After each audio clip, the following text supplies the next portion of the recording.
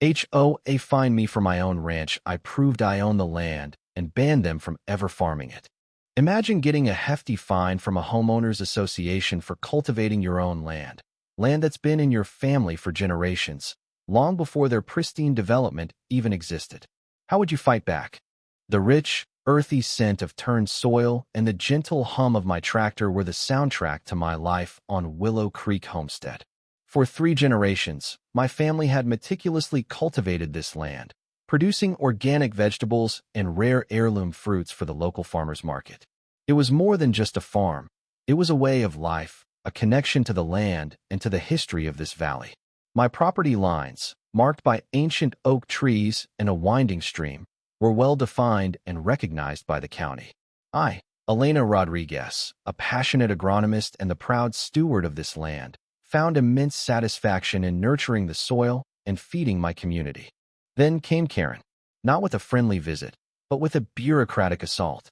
I was out in the fields, harvesting a bumper crop of heritage tomatoes, when a sleek, black sedan pulled up the long, dusty access road that ran along my eastern boundary. 2 figures, impeccably dressed and radiating an air of self-importance, stepped out. One of them, a sharply dressed woman with a severe blonde bob and a perpetually pursed lip, was Karen Sterling, the formidable president of the Maplewood Estates HOA, a new, upscale development that had recently encroached on the valley floor several miles from my main farm. "Ms. Rodriguez," Karen called out, her voice cutting through the peaceful farm sounds like a knife. "We have received, shall we say, multiple complaints regarding your farm operations. The agricultural odors are offensive to our residents. Your rustic farm stands are an eyesore, and your general activities are not in keeping with the refined aesthetic of Maplewood Estates. This is a formal notice of noncompliance. You are in direct violation of our covenants regarding nuisance activities and property value depreciation. We are issuing you a $5,000 fine, effective immediately, for the unsightliness of your current harvest, and we demand you cease all commercial farming operations within 1 week." The main conflict, utterly audacious and deeply personal, was laid bare. Karen, armed with baseless, subjective standards and a dangerously inflated sense of authority, was attempting to dictate the operations of my private, multi-generational farm, a property entirely outside her HOA's jurisdiction. Her demands were not only ludicrous, but rooted in a profound disdain for agriculture and an obsessive need for control, treating my working farm as a personal affront to her concept of luxury living. Her attitude was one of blatant contempt, believing her personal preferences granted her the right to intrude and impose rules on sovereign land. I stared at her, then at the ridiculous fine notice, a slow burn of fury igniting in my gut. "Ms. Sterling," I said, my voice low and steady, "you are mistaken. This is Willow Creek Homestead. We are not, nor have we ever been, part of your HOA. My property lines were here long before your Maplewood Estates existed. And as for your fines, they are completely baseless and illegal. I suggest you and your associate vacate my property immediately." I even offered to show them my original land grants, dating back to the 1800s, and my current county agricultural zoning permits. Karen, however, merely scoffed, waving a dismissive hand. "Ms. Rodriguez, your rustic charm is directly impacting the property values of our esteemed residents. We have legal authority to ensure the harmonious integration of surrounding landscapes. Your historical claims are irrelevant. You will pay this fine, and you will cease these operations or face daily compounding penalties and formal legal action to force compliance. Now, we'll be back in 1 week to ensure your compliance." Her tone was chillingly arrogant, her eyes holding a glint of perverse pleasure, as if she enjoyed wielding this illegitimate power. The fines began to accumulate, ludicrous sums arriving in official-looking envelopes. Karen openly boasted on local social media groups about how she was cleaning up the rural fringes of their community. Then, her audacity escalated into a direct, shocking act of sabotage. One early morning, under the guise of community beautification, Karen, with 2 of her HOA board members, illegally entered my land. They didn't just trespass, they deliberately drove a small tractor, unauthorized, and without my permission, through a section of my newly planted experimental heirloom cornfield. This wasn't just a random act. They specifically targeted the rows of genetically unique corn, crushing the fragile seedlings and scattering a highly invasive, non-native weed seed mix, clearly intending to ruin my crops and contaminate my organic fields. It was a calculated, malicious act designed to destroy my livelihood, invalidate my organic certification, and force me off my land. Right after discovering the ravaged cornfield and the foreign weed seeds, a crucial twist unfolded from an unexpected source.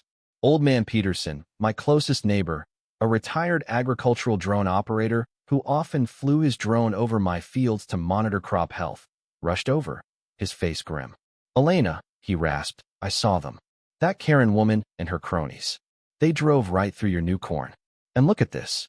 His drone footage, captured in high definition from a pre-programmed flight path, clearly showed Karen driving the tractor, her triumphant smirk as the cornstalks fell, and her distinct, loud command: "Scatter the natural weed seeds. That'll take care of her organic nonsense." His footage was undeniably clear, with audio to match. The larger consequence of Karen's actions became terrifyingly clear. My heirloom corn wasn't just a commercial crop. It was part of a federally funded biodiversity research program with a major university aimed at developing new, drought-resistant strains crucial for global food security in changing climates. Her deliberate destruction of those experimental plants and the introduction of invasive species wasn't just a petty act of vandalism. It directly jeopardized years of critical scientific research and threatened the potential loss of invaluable genetic material, setting back efforts to combat food shortages worldwide. Her petty vendetta had escalated into a direct assault on global food security, elevating her personal malice to a matter of profound international importance. Armed with Peterson's irrefutable drone footage, the furious lead professor of the university's agricultural research team, and my own burning desire for justice, I decided to take the fight directly to Karen. I didn't just countersue. I organized a very public, very large community farm festival on my land, inviting all local media and agricultural organizations. Karen, radiating her usual icy confidence, showed up uninvited, flanked by her lawyer and two HOA board members, clearly believing this was her chance to publicly shame me. "Ms. Rodriguez," she purred, taking the microphone from a bewildered local politician who was giving a welcoming speech. "I trust you've assembled everyone to announce the cessation of these unsightly operations. The Maplewood Estates HOA will graciously offer to purchase this blighted land at a fair market value." "Actually, Karen," I retorted, cutting her off, my voice steady and unwavering, amplified by the festival's sound system. "I've assembled everyone to expose your criminal acts and your shocking disregard for global food security." I then projected Peterson's drone footage onto a massive screen set up for the festival. The raw, unedited video of Karen's malicious actions played for all to see. The crowd, a mix of farmers, town residents, and concerned citizens, gasped in collective horror. Karen's face went from smug confidence to utter, white-faced terror. "That's manipulated. That old man is a crazy drone pilot. This is a malicious attack on my character and the HOA's integrity," she shrieked, desperately trying to manipulate the situation, her voice shrill and breaking. She started pointing fingers, trying to blame Peterson, me, anyone but herself. Just as her tirade reached its peak, the silence was shattered by the distinct wail of sirens. Not a golf cart siren, but official county sheriff vehicles and, surprisingly, two unmarked cars from the Department of Homeland Security, DHS. Out of the lead DHS vehicle stepped a grim-faced agent, followed by the local sheriff and the dean of the university's College of Agricultural Sciences, looking absolutely furious. The dean spoke first, her voice cold and cutting. "Ms. Sterling, your actions have directly jeopardized a federally funded agricultural research program critical to national and global food security. This is a severe criminal act with potentially catastrophic implications. The university will be pursuing the maximum charges against you." The DHS agent stepped forward. "And Ms. Sterling, We've also been investigating reports of widespread financial irregularities within the Maplewood Estates HOA, specifically regarding the fraudulent allocation of agricultural impact fees and the diversion of HOA funds to shell corporations ostensibly for land acquisition and community improvement projects. Your attempt to seize this land and sabotage its crops aligns perfectly with a pattern of racketeering and financial fraud. Furthermore, we have evidence of significant sums of HOA funds being diverted to offshore accounts linked to your shell corporations, and a history of targeting valuable agricultural land for forced acquisition.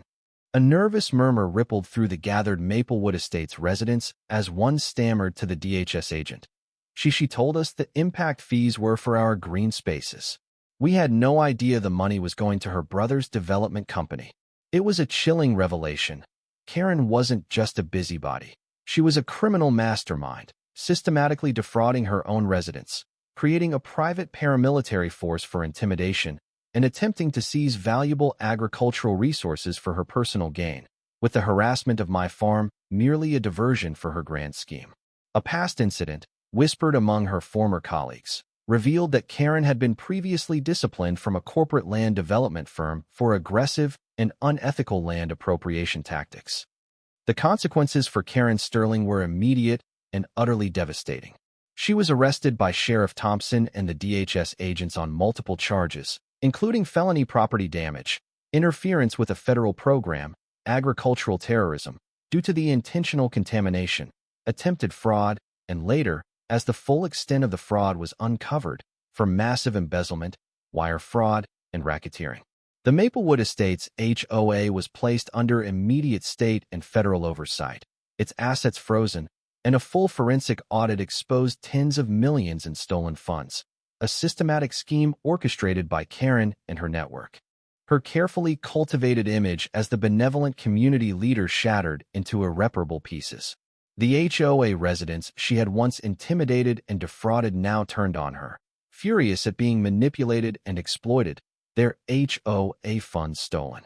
Her social circles, built on an illusion of wealth and influence, abandoned her completely, unwilling to be associated with such public disgrace.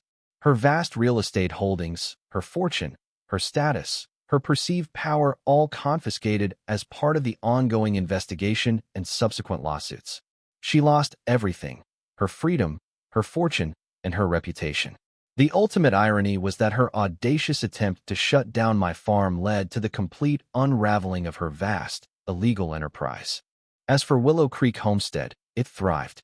My damaged cornfield was carefully replanted with new genetic samples provided by the university, and the project received a surge of new funding and public support.